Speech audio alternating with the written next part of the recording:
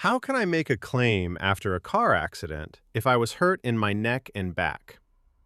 Start by documenting the crash and identifying who caused it. Save photos, the crash report, witness information, repair estimates, and any messages about the accident. Then open the insurance claim and keep a record of every call, letter, and email. For neck and back injuries, consistent medical treatment is very important. Save hospital records, follow-up visit notes, bills, work notes, and proof of missed time from work.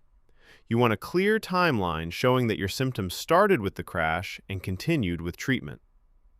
Fault also matters a lot because if there is a dispute about who caused the wreck, that can affect the claim.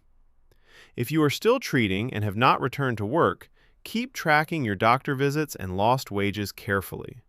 If the claim does not settle, a lawsuit may be needed before the legal deadline, which is often 3 years from the date of injury.